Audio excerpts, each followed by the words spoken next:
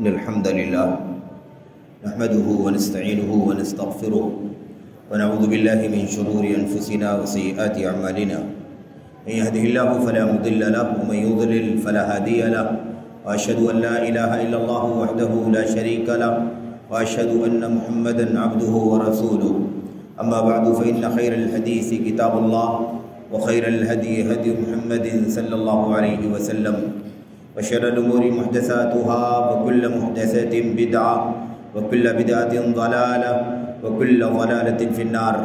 أعوذ بالله من الشيطان الرجيم. بسم الله الرحمن الرحيم. يا أيها الذين آمنوا اتقوا الله ولتنظر نفس ما قدمت لغد واتقوا الله إن الله خبير بما تعملون.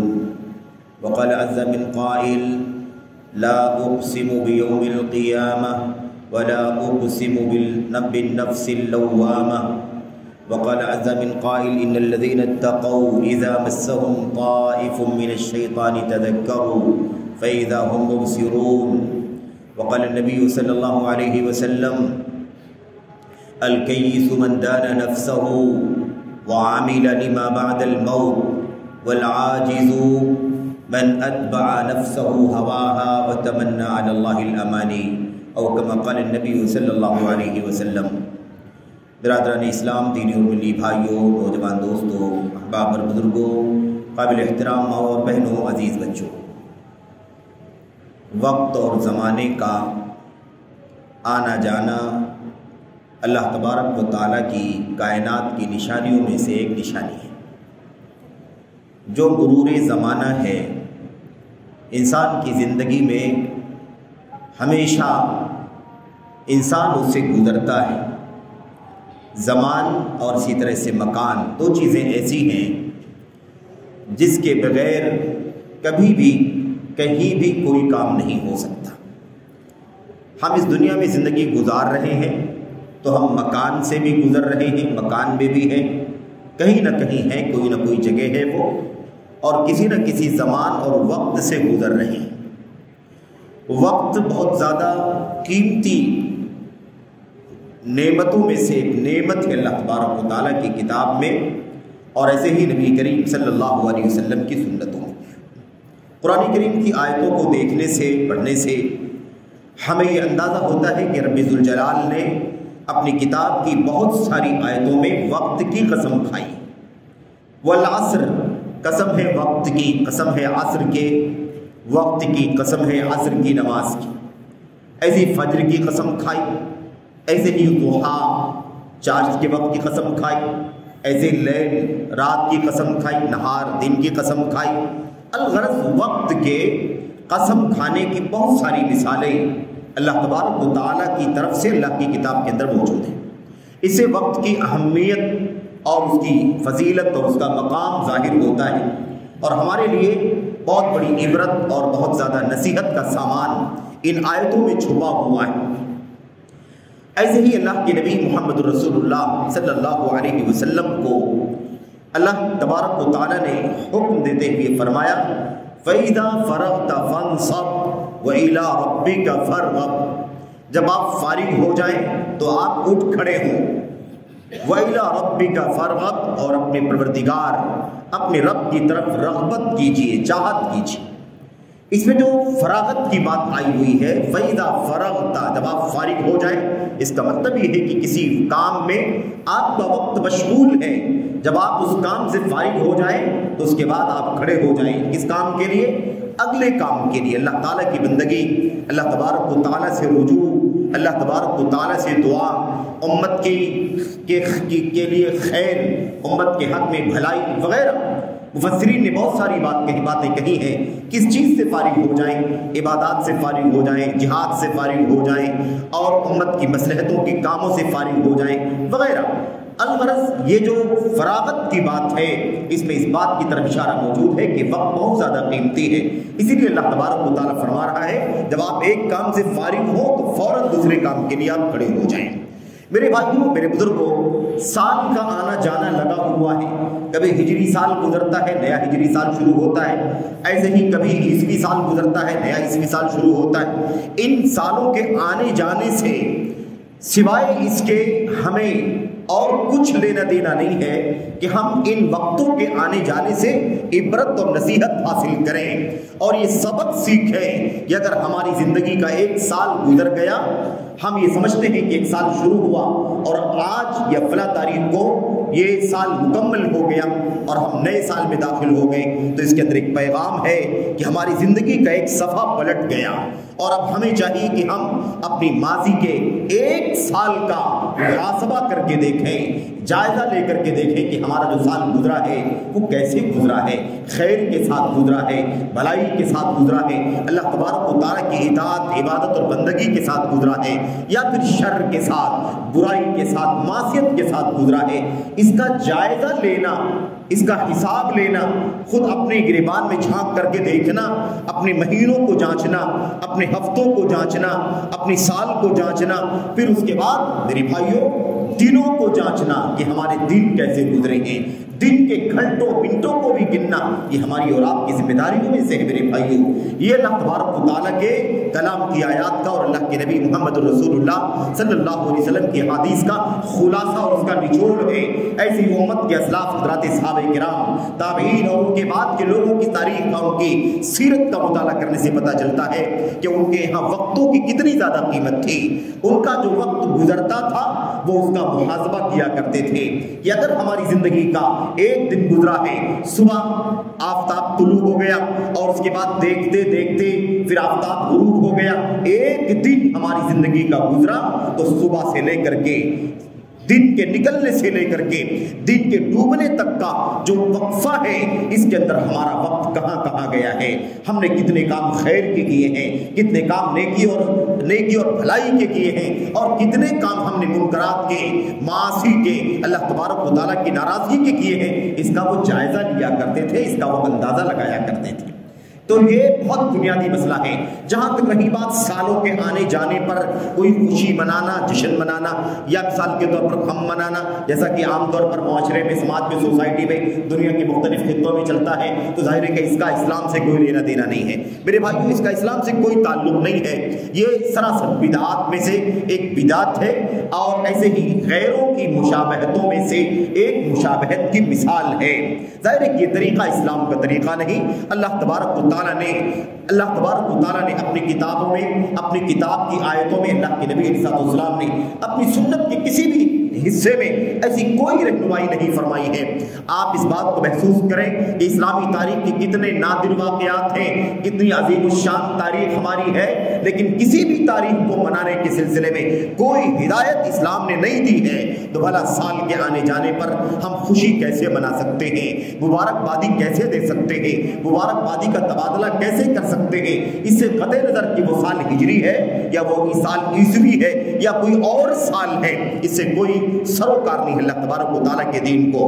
یہاں ایک بات کی طرف اشارہ کرنا مناسب ہوگا کہ میرے بھائیوں، یہ جو بدعت ایجاد ہوئی ہے اسلام کے اندر، سال کے آغاز کا جشن، سال کے اختتام کا جشن، کسی مہینے کے آغاز کا جشن، کسی مہینے کے اختتام کا، یا مہینے کے وسط کا، کسی ہفتے کا، کسی دن کا، یہ جو ساری چیزیں اسلام کے اندر آئی ہیں جو ہمیں دکھائی دیتی ہیں، یہاں وہاں اس کی تاریخ جو ہے وہ اللہ کے نبی محمد رسول اللہ صلی اللہ علیہ وسلم کی وفات کے 350 سال کے بعد کی، 350 سال کے بعد 361 یا 62 ہجری کا واقعہ ہے۔ مصر کے قاہرہ میں، آج جو قاہرہ جس کو ہم کہتے ہیں، مصر جو ملک ہے، اس ملک کی راجدھانی قاہرہ جو کہلاتی ہے، دراصل یہ ایک تاریخ ہے علویوں کی، فاطمیوں کی، عبیدیوں کی، جو حقیقت میں شیعہ تھے، رافضی تھے، یہودی تھے، ملحد تھے، زندیق تھے، کیا تھے، اس کا فیصلہ مورخین بھی کرنے سے عاجز ہیں۔ مورخین کہتے ہیں کہ پتہ لگانا مشکل ہے کہ کس عقیدے کے لوگ تھے، لیکن بہرحال وہ اپنے آپ کو حضرت علی بن ابی طالب سے جوڑتے تھے، حضرت فاطمہ بنت محمد صلی اللہ علیہ وسلم و رضی اللہ عنہا سے جوڑتے تھے، اور وہ اپنے آپ کو علوی فاطمی یعنی نبی کریم صلی اللہ علیہ وسلم کے خاندان سے تعلق ثابت کیا کرتے تھے، لیکن حقیقت میں ان کا اس سے کوئی تعلق تھا نہیں۔ ان لوگوں کی پہلی بار جب حکومت مصر میں قائم ہوئی تو ان لوگوں نے مصر میں حکومت قائم ہونے کے ساتھ ہی یہ بدعتیں ایجاد کر دی۔ انہی میں سے ایک بدعت میلاد کی بھی بدعت تھی۔ 6 میلادیں ان کے حکومت میں منائی جاتی تھی۔ 5 میلادیں تو یہ ہیں جن کو پنجتن پاک کے میلاد کہا جاتا ہے، یعنی اللہ کے نبی محمد رسول اللہ صلی اللہ علیہ وسلم کی تاریخ پیدائش، اور ایسی حضرت علی، حضرت فاطمہ اور حضرت حسن اور حسین رضی اللہ عنہ مجمعین، ان 5 لوگوں کی میلاد منائی جاتی تھی ان کے حکومت میں۔ اور 6ٹھی میلاد وقت کے حاکم، جو ان لوگوں میں سے جو بادشاہ رہا کرتا تھا، موجودہ بادشاہ، اس کی میلاد منائی جاتی تھی۔ اس طرح سے ان لوگوں نے اپنی کانسٹیٹیوشن میں اور اپنے ملک کے آئین کا حصہ بنا دیا تھا کہ 6 میلادیں ہر سال منائی جائیں گی ہمارے ملک کے اندر۔ ایسے ہی فلاں مہینے کی شروع میں جشن، فلاں مہینے کے اختتام پر جشن، سال کے آغاز میں، سال کے اختتام پر وغیرہ۔ تو یہ ساری بدعتیں ان لوگوں نے ایجاد کی ہیں۔ سب سے پہلے ان لوگوں نے جب مصر پر یہ حاکم ہوئے تو ان لوگوں نے ایک شہر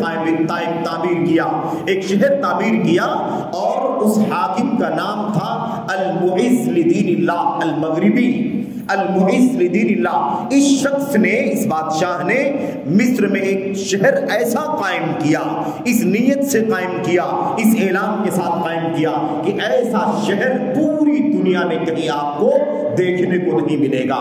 تو جو شہر بنایا گیا تھا، تعمیر کیا گیا تھا، اس شہر کا نام تھا المدینۃ المعزیۃ القاہرہ، المدینہ المعزیہ القاہرہ، یعنی وہ شہر جسے معز نے بنایا ہے اور وہ قاہر ہے، یعنی سارے شہروں پر غالب ہیں، سارے شہر اس کے نیچے ہیں، یہ سارے شہروں کے اوپر ہیں۔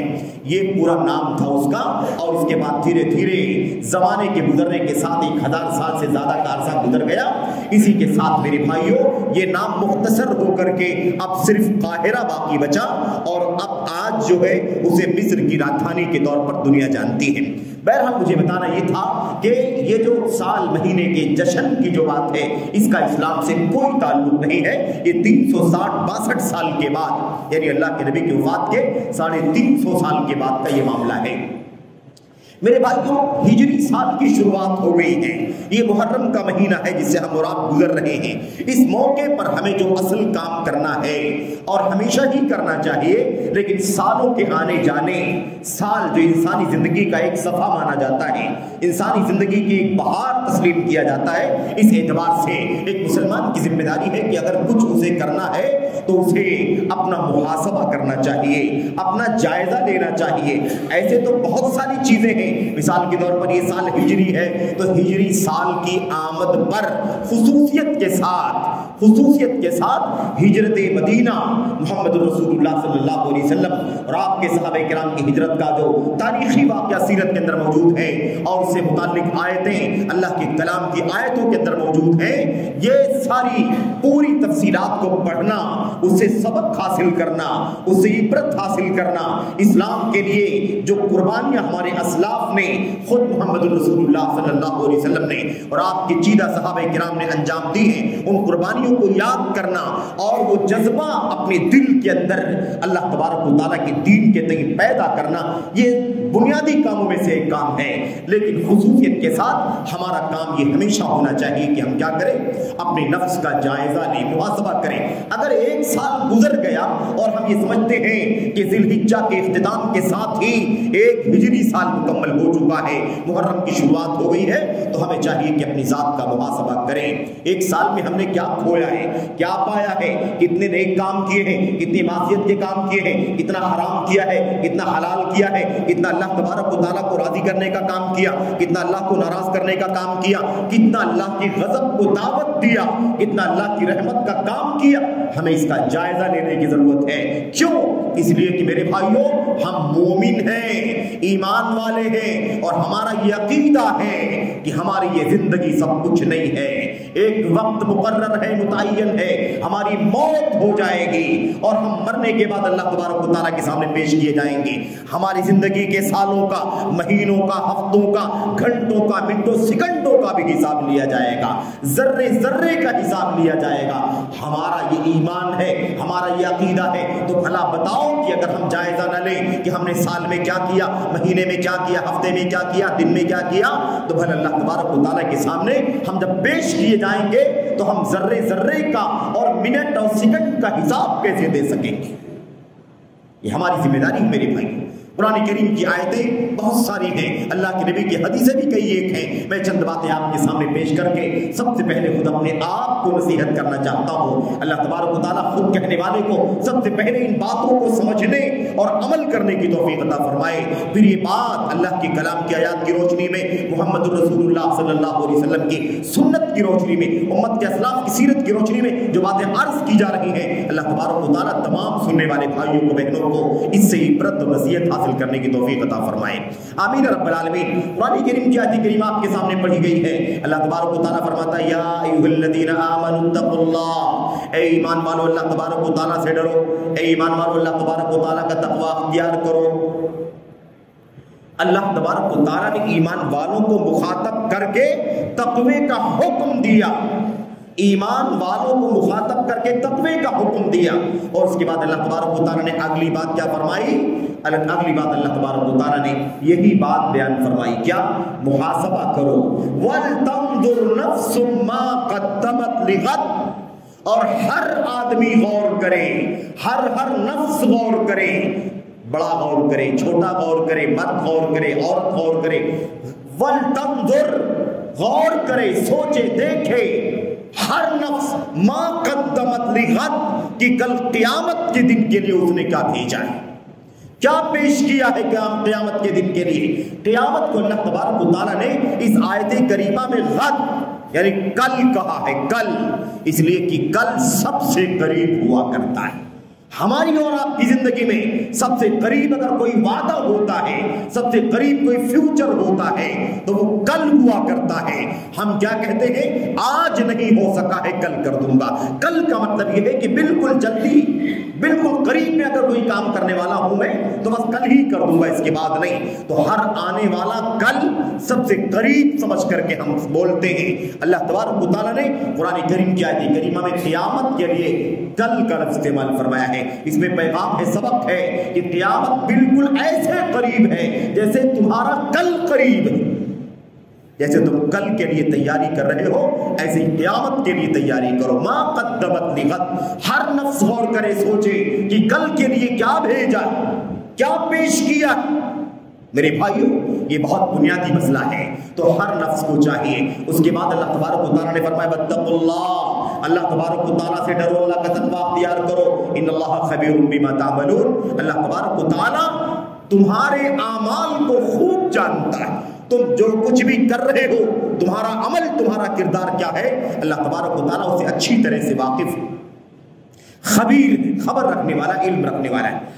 آیت کریمہ چھوٹی سی ہے، اس چھوٹی سی آیت کریمہ میں ایک بار اللہ تبارک و تعالیٰ نے ایمان والوں کو مخاطب کیا، دو بار اللہ تبارک و تعالیٰ نے تقوی کا ذکر فرمایا، ایک بار اللہ تبارک و تعالیٰ نے تلقین فرمائی۔ ہر نفس کو چاہیے کہ سوچے کہ کل قیامت کے دن کے لیے اس نے کیا بھیجا ہے، کون سی نیکی، کون سا ایمان، کون سا تقوی، کون سی صلاح، کون سا صلاح، کون سا عمل، کون سا فریضہ، کون سا نفل، کیا بھیجا ہے، کل کے لیے کیا بھیجا ہے۔ ہر نفس غور کرے۔ اس کے بعد اللہ تبارک و تعالیٰ نے فرمایا یاد رکھو اللہ تبارک و تعالیٰ خوب جانتا ہے تم کیا کام کر رہے ہیں۔ ہمارا عمل ہم فراموش کر دیتے، بھول جاتے ہیں کہ ہم نے کیا کیا، لیکن اللہ تبارک و تعالیٰ خوب جانتا ہے کہ ہمارا عمل کیا ہے، ہمارا کردار کیا ہے۔ ایک گھنٹہ آدمی کی زندگی کا گزرے اور اسے پوچھا جائے کہ ایک گھنٹے میں تم نے کیا کیا ہے، تو شاید ہم نہ بتا سکیں ایگزیکٹ کہ ہم نے پچھلے ایک گھنٹے میں کون کون سی بات کہی ہے، کون کون سا کام کیا ہے، کیا کیا سوچا ہے، کیا کیا اپنی آنکھوں سے دیکھا ہے، کیا کیا اپنے کانوں سے سنا ہے، کس کس چیز کو ہاتھ لگایا ہے، کس کس چیز کی طرف قدم بڑھایا۔ ہم ایک گھنٹے کا بھی حساب نہیں دے سکتے میرے بھائیوں۔ کیمرے میں قید ہو جاتا ہے تو ہمیں سمجھ میں آتا ہے کہ ہم نے کیا کیا کیا ہے۔ ایسے ہی اللہ تبارک و تعالیٰ میرے بھائیوں ہمیں اس بات کا سبق دلا رہا ہے، ہمیں اس بات کی تنبیہ کر رہا ہے، ان اللہ خبیر بما تعملون، بے شک اللہ تبارک و تعالیٰ خوب جانتا ہے ان تمام چیزوں کو جو کچھ تم کر رہے ہو۔ تو اس آیت کریمہ میں سبق ہے، پیغام ہے کیا؟ ہمیں غور کرنا چاہیے، جائزہ لینا چاہیے اپنے عمل کا، اپنے کردار کا۔ اب ہمیں چاہیے کہ ہم غور کریں پچھلے ایک سال میں ہم نے کیا کیا کیا ہے قیامت کے دن کے لیے۔ کل قیامت کا دن ہوگا، اللہ کے سامنے پیش کر دیے جائیں گے، اللہ حساب و کتاب لے گا، پوچھے گا تو ایک سال میں ہم نے کیا کچھ کیا ہے، اگر ہم اس کا جائزہ نہیں لیں گے تو اگلے آنے والے سال میں اس کی اصلاح کیسے کر پائیں گے، سدھار کیسے کر پائیں گے، نیکیوں کا ذخیرہ کیسے جمع ہوگا، منکرات سے توبہ کیسے کر پائیں گے۔ تو آیت کریمہ واضح ہے میرے بھائیوں، تو محاسبہ، جائزہ لینا، اپنے آپ کو چیک کرنا کہ ہم نے کیا کیا ہے، یہ ہماری اور آپ کی ذمہ داری ہے۔ اللہ تبارک و تعالیٰ نے ہم کو مخاطب کیا، ایمان والوں تم جائزہ لو، سوچو کہ کل قیامت کے دن کے لیے تم نے کیا بھیجا ہے۔ اور اللہ کی قسم ہے، اگر میں نے، آپ نے، سب نے اگر اس پہلو کو سوچ لیا اور ہر پل ہر گھڑی اگر ہمارے ذہنوں میں یہ عقیدہ، یہ تصور قائم رہا کہ کل قیامت کے دن کے لیے ہم نے کیا بھیجا ہے، تو انشاءاللہ تبارک و تعالیٰ ہماری زندگی میں کایا پلٹ جائے گی، ہمارے اعمال کی اصلاح ہو جائے گی، منکرات سے توبہ کرنے لگیں گے، نیکیوں کا ذخیرہ اکٹھا کرنے کی فکر میں ہم لگ جائیں گے۔ کوئی بھی منکر کرنے سے پہلے سوچیں گے یہ ہم اللہ تبارک و تعالیٰ کے پاس بھیج رہے ہیں، قیامت کے دن کے لیے بھیج رہے ہیں، اللہ تبارک و تعالیٰ کے سامنے کل پیش ہوں گے، تو یہ ساری چیزیں ہمارے سامنے پیش کر دی جائیں گی۔ اور یاد رکھو، ایک چھوٹا سے چھوٹا عمل، بڑا سے بڑا عمل، کوئی بھی عمل اوجھل نہیں ہوگا، ہمارا نام عمل سب کچھ لا کر کے ہمارے سامنے پیش کر دے گا۔ انسان حیران ہو جائے گا، آپ حیران ہو جائیں گے، میں حیران ہو جاؤں گا، اے اللہ اس نام عمل نے کتنا زیادہ چیزوں کو اپنے اندر سمیٹ رکھا ہے، کوئی چھوٹا بڑا عمل باقی نہیں بچا۔ ما لهذا الكتاب لا يغادر صغيرة ولا كبيرة الا احصاها ووجدوا ما عملوا حاضرا ولا يظلم ربك احدا۔ ہمارا نام عمل جب پیش کیا جائے گا، سارے اعمال، اچھائیوں کے، بدیوں کے، سب اس کے اندر نوٹ کیے ہوں گے، ہم دیکھ کر کے حیران ہو جائیں گے، ہم کہیں گے اے اللہ پروردگار اس نام عمل کو کیا ہو گیا، اس نے کوئی چھوٹا بڑا عمل چھوڑا ہی نہیں، سب کو نوٹ کر لیا، سب ہماری آنکھوں کے سامنے پیش کر دیا جائے گا۔ اللہ تبارک و تعالیٰ کسی پر ایک ذرہ ظلم نہیں فرمائے گا، تو ہمیں محاسبہ کرنے کی ضرورت ہے۔ میرے بھائیوں، میرے بزرگوں، اللہ کے نبی محمد رسول اللہ، اللہ تبارک و تعالیٰ کے کلام کی دوسری آیت کریمہ، اللہ تبارک و تعالیٰ فرماتا ہے لا اقسم بیوم القیامہ ولا اقسم بالنفس اللوامہ، میں قسم کھاتا ہوں قیامت کی، اللہ تبارک و تعالیٰ قیامت کی قسم کھا رہا جو ایک وقت مقرر ہے، جس کا یقینی طور پر آنا طے۔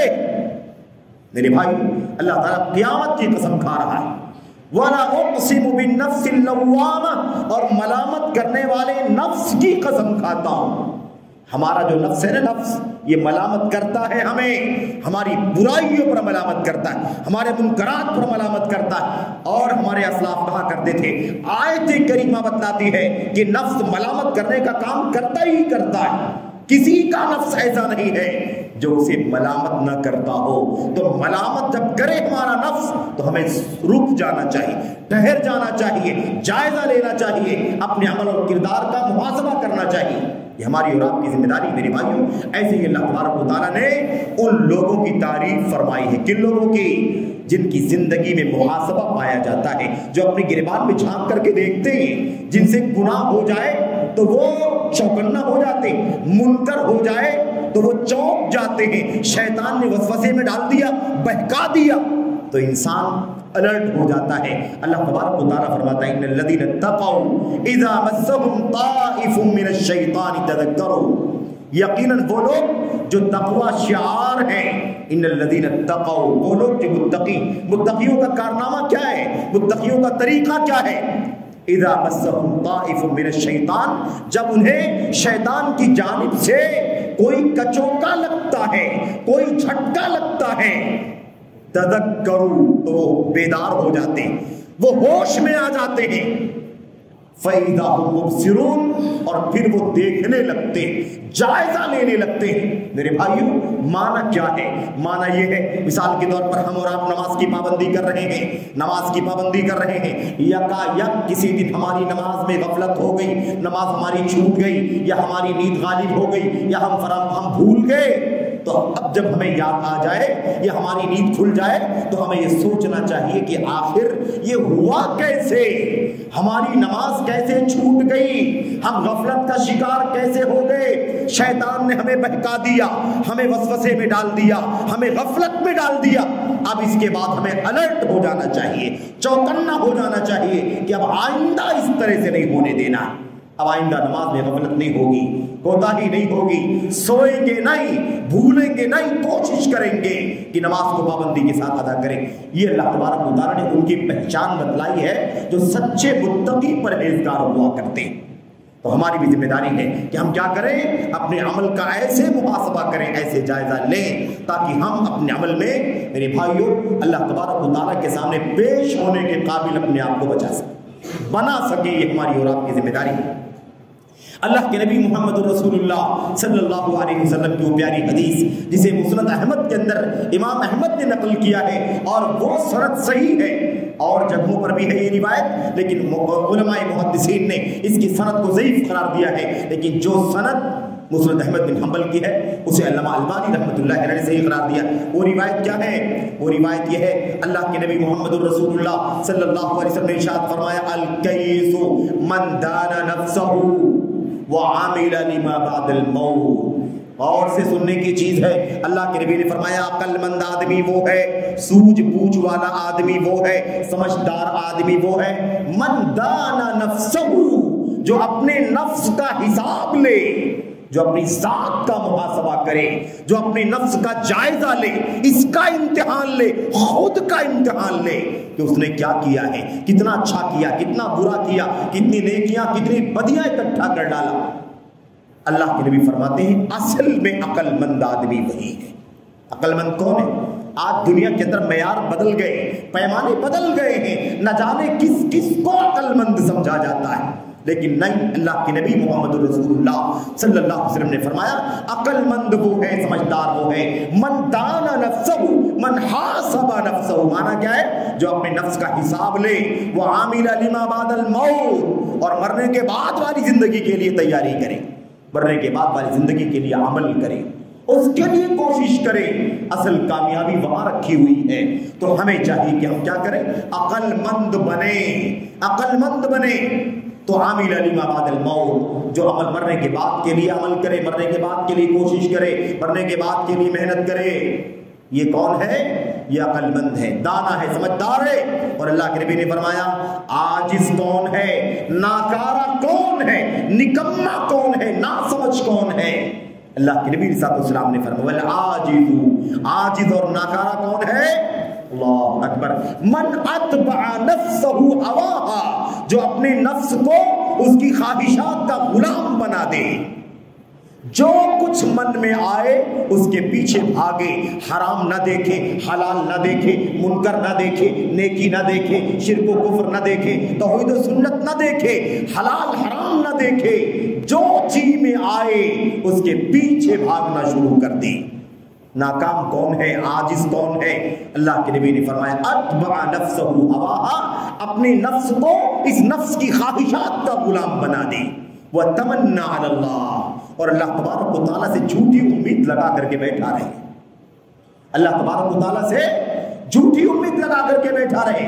آدمی کام نہ کرے، محنت نہ کرے تو امید جو لگائی جائے گی، تمنا جو کی جائے گی، وہ جھوٹی تمنا ہوگی۔ میرے بھائیو، یہ پیغام ہے محمد رسول اللہ صلی اللہ علیہ وسلم کا، اور بالکل اسی معنی کی وہ روایت ہے جو حضرت عبداللہ بن عمر رضی اللہ تعالیٰ عنہما سے مروی، اور اس میں روایت یہ ہے ایک انصاری صحابی نبی کریم صلی اللہ علیہ وسلم کے پاس آئے، انہوں نے اللہ کے نبی سے کہا اللہ کے نبی صلی اللہ علیہ وسلم ای الناس افضل، ای الناس افضل، سب سے زیادہ فضیلت والا آدمی کون ہے؟ بلکہ یہ کہا ای المؤمنین افضل، سب سے زیادہ فضیلت والا مومن کون ہے؟ اللہ کے نبی صلی اللہ علیہ وسلم نے جواب دیا احسنهم خلقا، سب سے فضیلت والا مومن وہ ہے جو سب سے اچھے اخلاق والا ہو، سب سے اچھے اخلاق والا مومن، سب سے فضیلت والا آدمی۔ اس انصاری صحابی نے دوسرا سوال کیا، اللہ کے نبی صلی اللہ علیہ وسلم فَأَيُّ الْمُؤْمِنِينَ أَكْيَسْ، آپ یہ بتائیے اللہ کے نبی صلی اللہ علیہ وسلم کہ پھر سب سے زیادہ عقل مند مومن کون ہے؟ سب سے زیادہ عقل مند، دانا، سوجھ بوجھ والا، جینیس مسلمان، جینیس مومن، ٹیلنٹ مومن کون ہے؟ اللہ اکبر، اللہ کے نبی محمد رسول اللہ صلی اللہ علیہ وسلم نے جواب دے دیا آپ अलैहिस्सलाम ने फरमाया अल्लाहु अकबर अक्सरुहुम लिलमौति ज़िक्रन व अक्सरुहुम लिमा बअदहु इस्तिअदादन उलाइकल अकियास। अल्लाह के नबी अलैहिस्सलाम ने फरमाया सबसे समझदार मोमिन कौन है, सबसे ज्यादा अक्लमंद और ज़हीन फतीन ईमान वाला कौन है? दो लफ्जों में अल्लाह के नबी ने बयान फरमा दिया। आपने फरमाया वो है जो मरने के बाद जो मौत को सबसे ज्यादा याद करे। एक साल गुजर गया, जिंदगी का लिखा हुआ जो वक्फा है इंसानी जिंदगी का, तो लिखा हुआ अजल है, मुकर्ररा वक्त है, उसमें से एक साल कम हो गया कि नहीं हो गया।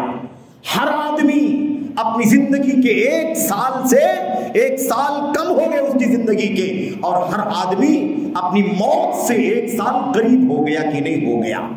मेरे भाइयों, अल्लाह के नबी मोहम्मद रसूलुल्लाह सल्लल्लाहु अलैहि वसल्लम ने फरमाया सबसे ज्यादा समझदार और अक्लमंद मोमिन वो है जो मौत को सबसे ज्यादा याद करता हो, और दूसरी बात मरने के बाद वाली जिंदगी के लिए सबसे ज्यादा तैयारियां करता हो। वो सबसे ज्यादा समझदार, अक्लमंद, ज़हीन, फतीन, टैलेंट, जीनियस मुसलमान है मोमिन। उलाइकल अकियास, सुन लो यही लोग अक्लमंद हैं। उलाइकल अकियास, सुन लो यही लोग अक्लमंद हैं।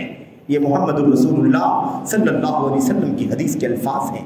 आप सोचें कैसी ताकीद है। हम दुनिया में जैसे भी जिंदगी गुजारते हैं ये चीज फरामोश न होने पाए, मौत की याद हमेशा रहे, मरने के बाद की तैयारी हमेशा होती रहे।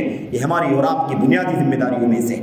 मेरे भाइयों, मैं आज ये कर रहा था कि साल गुजर गया, नया साल आ गया, हमें अपना जायजा लेना है, हमें अपना मुहासबा करना है, अपने कारोबार का, अपनी इबादत का, अपनी बंदगी का, अपने ईमान का, अपने घरेलू ताल्लुकात का, समाजी ताल्लुकात का, अल्लाह के हुकूक का, अल्लाह के बंदगान के हुकूक का, तमाम पहलुओं पर हमें एक साल में अपनी जिंदगी का मुहासबा करना जरूरी है। मेरे भाई, ये पैगाम है नए साल का। ये नया साल जो आया है ये हमें पैगाम दे रहा है कि जो एक साल गुजारा है तुमने, उसका तो जरा जायजा लेकर के देखो क्या किया है तुमने माजी में। जब उसका जायजा लोगे तो आने वाले साल में अपनी इस्लाह कर सकोगे, उसी की रोशनी में ये साल गुजारोगे। इसीलिए हाफिज इब्न क़य्यिम रहमतुल्लाहि अलैह ने लिखा है कि आदमी जब मुहासबा करता है ना, जब जायजा लेता है, अपने गिरेबान में झांक करके देखता है, तो उसका एक बहुत बड़ा फायदा ये होता है कि वो आगे के लिए, मुस्तकबिल के लिए सही प्लानिंग कर पाता है। अगर पहले वाले साल में नेकियां रही हैं, गुनाह कम रहे हैं, तो अल्लाह का शुक्र अदा करता है। जो गुनाह किया है आइंदा आने वाले साल में उन गुनाहों से भी अपने आप को बचाने की कोशिश करता है। और अगर पहले वाले साल में गुनाह बहुत ज्यादा है, नेकियां थोड़ी है, तो ज्यादा फिक्रमंद होता है कि पता नहीं एक साल तो अल्लाह ने जिंदगी अता फरमाई, आगे आने वाले साल में पता नहीं जिंदगी वफा करे न करे, कहीं मौत ना हो जाए। इसीलिए अभी से तैयारी करना जरूरी है। ये फायदा होता है मेरे भाई मुहासबे का ये फायदा होता है। और हमारे असलाफ बड़ा मुहासबा किया करते थे, अपने गिरेबान में झांक करके देखते थे, अपना जायजा लिया करते थे। ये हमारे असलाफ का तरीका हुआ करता था। इस हवाले से बहुत सारी बातें हैं, मैं ज्यादा लंबी बात तो नहीं कर सकता, लेकिन मैं आपके सामने एक बात दो बात बतौर इशारा करना चाहता हूँ। हजरत उमर बिन खत्ताब रज़ी अल्लाह तआला अन्हु की सीरत का वाक़या हम और आप जानते हैं। हजरत उमर बिन खत्ताब रज़ी अल्लाह तआला अन्हु जब खलीफतुल मुस्लिमीन थे, और इसलिए मिसालें दी जा रही है कि बात हो रही है किसकी? उमर बिन खत्ताब की बात हो रही है, जिनको मिंबर से मोहम्मद रसूलुल्लाह सल्लल्लाहु अलैहि वसल्लम ने जन्नत की बशारत दी थी। आप कितना मुहासबा किया करते थे मेरे भाइयों। खलीफतुल मुस्लिमीन ने वक्त तक़सीम कर रखा था। ये वक्त अवामुन नास के लिए है, ये वक्त दारुल खिलाफा के लिए है, ये वक्त अपने बाल बच्चों के लिए है, ये वक्त फना काम के लिए है। सब वक्त बटा हुआ था। एक शख्स उसके अलावा वक्त में आपके पास पहुंच गया जब आप अपनी खिलाफत के काम में मशगूल थे। उस वक्त एक आदमी जुल्म की शिकायत लेकर के पहुंच गया, और इस वाक़े को इमाम इब्नुल जौज़ी रहमतुल्लाहि अलैह ने मेरे भाइयों मनाक़िब अमीरुल मोमिनीन उमर बिन खत्ताब रज़ी अल्लाह तआला अन्हु के नाम से जो किताब है उसके अंदर नकल किया है, और भी मुअर्रिख़ीन ने, सीरत निगारों ने लिखा है। میرے بھائی خلاصے کلام یہ ہے، یہ ایک شخص آ گیا شکایت کرنے لگا کہ فلاں نے مجھ پر ظلم کیا ہے، فلاں نے مجھ پر ظلم کیا ہے، ظلم۔ عمر بن خطاب ناراض ہو گئے، کہنے لگے جب میں تمہارے بیچ میں آتا ہوں، تمہارے مسئلے حل کرنے کے لیے آتا ہوں، تمہارے جھگڑے چھڑانے کے لیے آتا ہوں، تمہاری شکایت سننے کے لیے آتا ہوں، تب تم شکایت نہیں کرتے، اب میں دوسرے کام میں بیٹھا ہوں تو تم یہاں پہنچ جاتے ہو۔ اور غصہ ہو کر کے ایک درہ اسے لگا دیا، اسے مار دیا، اور وہ بلکتا روتا ہوا باہر نکلا، جانے لگا۔ عمر بن خطاب رضی اللہ تعالیٰ عنہ کو احساس ہو گیا کہ شاید میں نے غلط کر دیا ہے، میں نے غلط کر دیا ہے، ظلم کر دیا ہے، مجھے اس کی شکایت سننا چاہیے تھا، گرچہ وہ دوسرے وقت میں آیا ہے تب بھی میں بھی ذمہ دار ہوں، مجھے اس کی شکایت سننی چاہیے تھی۔ میرے بھائی اس شخص کو بلایا، وہ شخص حاضر ہوا۔ عمر بن خطاب رضی اللہ تعالیٰ عنہ نے کہا یہ درہ جسے میں نے تمہیں مارا ہے، یہ درہ اپنے ہاتھ میں لے کر کے مجھے مارو، اضربنی کما ضربتک، جیسے میں نے تمہیں درے سے مارا ہے ایسے درے سے مار کر کے بدلہ لے لوں۔ کیوں؟ اس لیے کہ میں نے تم پر ظلم کیا ہے، کل قیامت کے دن جب میں اللہ کے سامنے کھڑا ہوں گا اور تم شکایت کرو گے تو میں کیا جواب دوں گا اللہ تبارک و تعالیٰ کے سامنے۔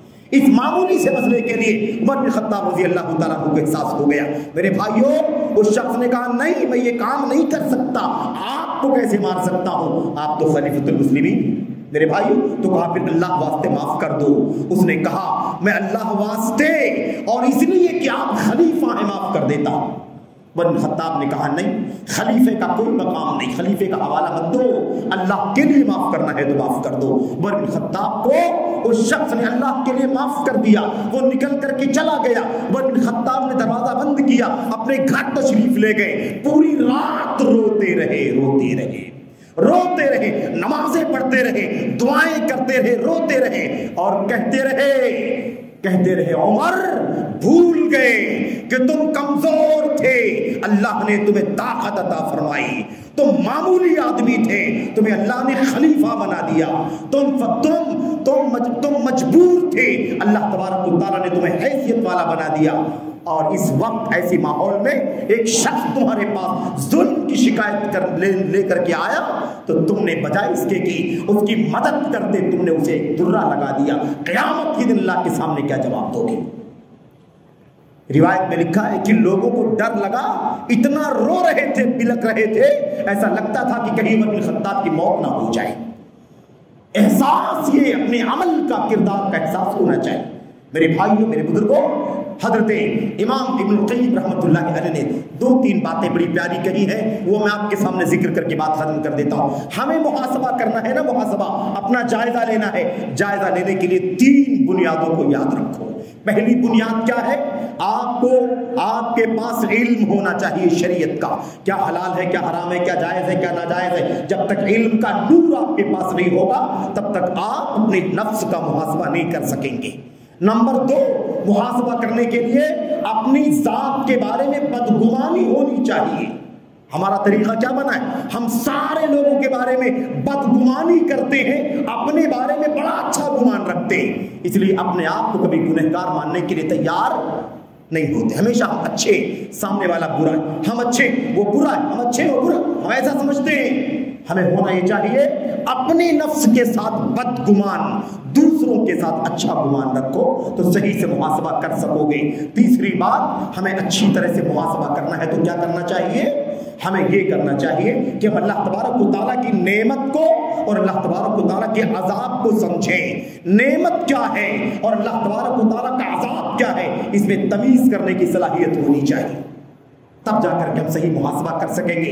اللہ سے دعا کرتے ہیں کہ اللہ تبارک و تعالیٰ ہمیں اور آپ کو اپنے اپنے گریبان میں جھانکنے کی توفیق عطا فرمائیں، اپنا جائزہ لینے کی توفیق عطا فرمائیں، اپنے ایمان، عقیدے، عبادات، معاملات، اخلاق، کردار، ہر پہلو پر اپنے نفس کا محاسبہ کرنے اور اس کے مطابق اگلی زندگی میں تبدیلی پیدا کرنے کی توفیق عطا فرمائیں۔ آمین رب العالمین۔ صلی اللہ علیہ وسلم وبارک علی نبینا محمد وعلی آلہ وصحبہ اجمعین۔ السلام علیکم ورحمۃ اللہ۔